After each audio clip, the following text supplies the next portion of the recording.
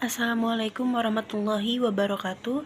Perkenalkan, saya Yusinta Hidayat dengan nomor induk mahasiswa 12030300132 dari kelas Hukum Tata Negara 4C. Video ini dibuat bertujuan untuk memenuhi ujian akhir semester mata kuliah Hukum Konstitusi, yaitu berupa review dari pertemuan 9 sampai dengan pertemuan 15. Untuk pertemuan 9 membahas mengenai fakta-fakta daya ikat konstitusi. Ada 3 hal daya ikat konstitusi yang menjadi penentu kuat atau tidaknya ikatan konstitusi pada masyarakat negara. Yang pertama yaitu hukum. Peran hukum itu sangat penting bagi manusia sebagai pemberi makna atas kehidupan manusia itu sendiri. Peranan yang paling mendasar dari hukum adalah menjamin keadilan dan kebenaran dalam tatanan sosial. Oleh karena itu, dalam ranah etika, hukum dihargai dan pembatasannya dibenarkan. Yang kedua yaitu ada politik. Kekuasaan tanpa hukum adalah zalim, dan hukum tanpa kekuasaan akan lumpuh. Politik menjadi salah satu daya ikat konstitusi karena politik merupakan aktivitas kenegaraan yang sangat berperan dalam menentukan hukum itu sendiri. Yang ketiga yaitu moral. Menurut Paul Scholten, mengungkapkan bahwa keputusan moral adalah otonom atau teonom. Nah, yang dimaksud teonom adalah hukum abadi, yakni kehendak ilahi yang mengarahkan segala ciptaannya ke arah tujuan mereka sebagai landasan yang terdalam dari hukum dan peraturan. Otoritas konstitusi kalau dipandang dari segi moral sama halnya dengan pandangan aliran hukum alam, yaitu mempunyai daya ikat terhadap warga negara, karena penetapan konstitusi juga didasarkan pada nilai-nilai moral. Kemudian pada pertemuan 10 membahas mengenai konstitusi, konstitualisme, dan negara. Secara sederhana, konstitusi sendiri merupakan kumpulan peraturan dasar sebuah negara yang mengatur tentang hubungan antara pemimpin dengan warga negaranya atau warga negara dengan warga negara sendiri, dan juga mengatur tentang garis-garis besar haluan organisasi sebuah negara. Negara adalah sebuah organisasi kekuasaan yang di dalamnya memiliki komponen-komponen yang terdiri dari satu pemerintah. Pemerintah merupakan organisasi atau wadah orang yang mempunyai kekuasaan dan lembaga yang mengurus masalah kenegaraan dan kesejahteraan rakyat dan negara. Adanya suatu pemerintahan yang berkuasa atas seluruh wilayahnya dan segenap rakyatnya merupakan syarat mutlak keberadaan suatu negara. Yang kedua yaitu rakyat. Rakyat dalam suatu negara adalah semua orang yang secara nyata berada dalam wilayah suatu negara yang tunduk dan patuh terhadap peraturan dalam negara tersebut. Yang ketiga yaitu wilayah. Wilayah adalah unsur mutlak dari suatu negara. Wilayah adalah landasan material atau landasan fisik negara. Dan yang terakhir adanya pengakuan. Pengakuan dari negara lain merupakan unsur yang memperkuat terbentuknya sebuah negara. Pengakuan dari negara lain merupakan unsur yang menerangkan bahwa suatu negara telah berdiri sehingga negara tersebut dikenal oleh negara lain baik secara de facto maupun de jure. Selain itu, adapun konstitusionalisme menurut C.F. Strong adalah kumpulan prinsip-prinsip yang mengatur kekuasaan pemerintahan, hak-hak rakyat, dan hubungan di antara keduanya. Pada pertemuan ke-11 yaitu membahas mengenai konstitusi Madinah dan ketatanegaraan modern. Yang pertama yaitu ada Safifah Madinah. Safifah Madinah atau Piagam Madinah disebut perjanjian karena Nabi membuat perjanjian persahabatan antara Muhajirin dan juga Ansor sebagai komunitas Islam di satu pihak antara kaum muslimin dan kaum Yahudi serta sekutu-sekutu mereka di pihak lain. Agar mereka terhindar dari pertentangan suku, mereka bersama-sama mempertahankan keamanan kota Madinah dari serangan musuh sehingga dapat hidup berdampingan secara damai sebagai inti dari persahabatan. Adapun muatan dalam Piagam Madinah yaitu ada 3 yang secara garis besar menjadi substansi dari Piagam Madinah. Yang pertama yaitu kesepakatan di mana pada saat itu masyarakat Madinah memiliki tingkat heterogenitas atau kemajemukan yang sangat tinggi.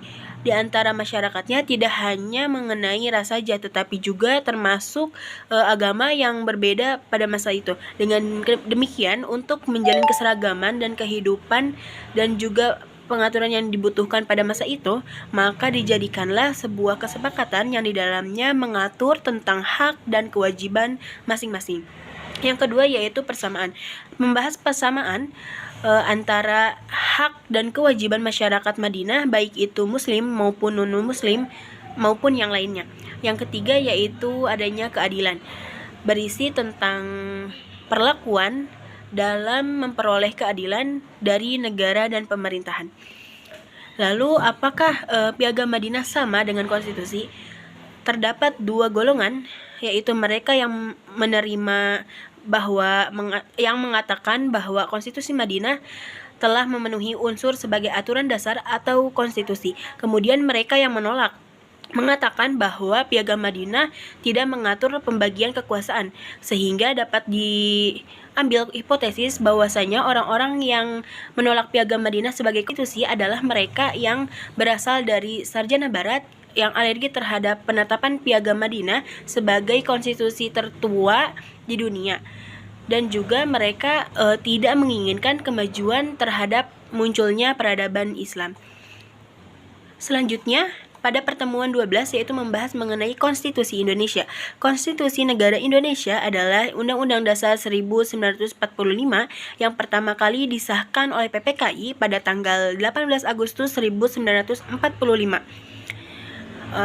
Ada periode pertama, yaitu pada tanggal 18 Agustus 1945 sampai 27 Desember 1949, yaitu mengenai penetapan Undang-Undang Dasar 1945. Saat Republik Indonesia diproklamasikan pada tanggal 17 Agustus 1945, Republik yang baru ini belum mempunyai Undang-Undang Dasar. Sehari kemudian, pada tanggal 18 Agustus, rancangan undang-undang disahkan oleh PPKI sebagai Undang-Undang Dasar Republik Indonesia setelah mengalami beberapa proses. Selanjutnya periode kedua yaitu pada tanggal 27 Desember 1949 sampai 17 Agustus 1950, yaitu mengenai penetapan Konstitusi Republik Indonesia Serikat. Selanjutnya pada periode ketiga yaitu tanggal 17 Agustus 1950 sampai 5 Juli 1959, yaitu mengenai penetapan Undang-Undang Dasar sementara pada tahun 1950. Selanjutnya pada periode keempat yaitu 5 Juli 1959 sampai dengan sekarang. Pada periode ini merupakan kembalinya konstitusi seperti awal, yakni Undang-Undang 1945, Undang-Undang Dasar 1945. Dengan dekret Presiden 5 Juli 1959 berlakulah kembali Undang-Undang Dasar 1945. Periode ini terbagi menjadi beberapa masa. Yang pertama, UUD 1945 sebelum perubahan pada 5 Juli 1959 sampai 19 Oktober 1999. Yang kedua, UUD 1945 sesudah perubahan, yaitu pada 1999 sampai dengan sekarang. Dan yang terakhir, UUD hasil semua perubahan yang disebut Undang-Undang Dasar Negara Republik Indonesia tahun 1945. Pada pertemuan ke-13 yaitu membahas mengenai amandemen Undang-Undang Dasar 1945. Sepanjang sejarahnya, UUD 1945 telah mengalami 4 kali amandemen atau perubahan dalam kurun waktu dari tahun 1999 hingga 2002 yang dilakukan dalam sidang umum maupun sidang tahunan Majelis Permusyawaratan Rakyat atau MPR. Perubahan pertama yaitu Sidang Umum MPR tahun 1999 disahkan pada 19 Oktober 1999. Dalam Sidang Umum 1999 ini, MPR mengeluarkan putusan mengenai UUD 1945 dengan perubahan yang disebut dengan perubahan pertama. Perubahan yang kedua, Sidang Tahunan MPR yang disahkan pada tanggal 18 Agustus tahun 2000. Dalam Sidang Tahunan pada tahun 2000, MPR mengeluarkan putusan tentang UUD 1945 dengan perubahan yang kemudian dikenal dengan perubahan kedua, yang diambil dan ditetapkan pada tanggal 18 Agustus tahun 2000. Perubahan ketiga, dalam sidang tahunan pada tahun 2001, MPR mengeluarkan putusan mengenai UUD 1945 dengan perubahan yang kemudian disebut dengan perubahan ketiga dan ditetapkan pada 10 November 2001. Terdapat sebanyak 23 pasal yang berhasil diamandemen. Selanjutnya, perubahan keempat yang disahkan pada 10 Agustus tahun 2002 dalam sidang tahunan MPR RI, terdapat sebanyak 13 pasal yang berhasil diamandemen serta 3 pasal aturan peralihan dan pasal aturan tambahan. Dalam sidang tahunan pada tahun 2002, MPR kembali mengeluarkan putusan mengenai Undang-Undang Dasar 1945 dengan perubahan yang disebut perubahan keempat. Selanjutnya pada pertemuan 14 mengenai pengujian konstitusional. Pengujian konstitusional yaitu bentuk peninjauan ulang terhadap konstitusi terhadap suatu negara, namun seiring berjalannya waktu dirasa perlu ditinjau ulang sehingga terdapat prosedur yang diaturnya. Yang pertama yaitu judicial review.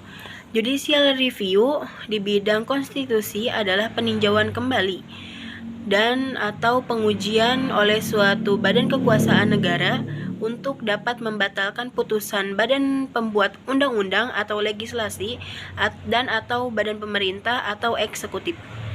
Adapun tujuannya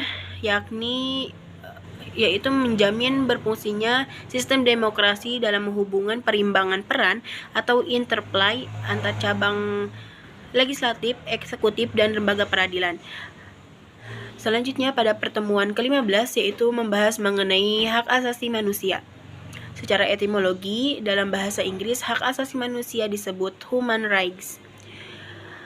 Sedangkan secara terminologis adalah kewenangan manusia yang bersifat dasar sebagaimana manusia untuk mengerjakan, meninggalkan, memiliki, mempergunakan, atau menuntut sesuatu baik yang bersifat materi maupun non-materi.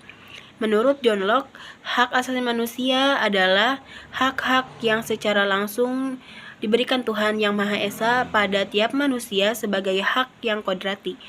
John Locke menyebutkan bahwa HAM terdiri dari 3 hal. Yang pertama, hak hidup, yang kedua hak kemerdekaan, dan yang ketiga hak milik. Sekian review materi dari saya. Mohon maaf jika masih terdapat kekurangan. Terima kasih. Wassalamualaikum warahmatullahi wabarakatuh.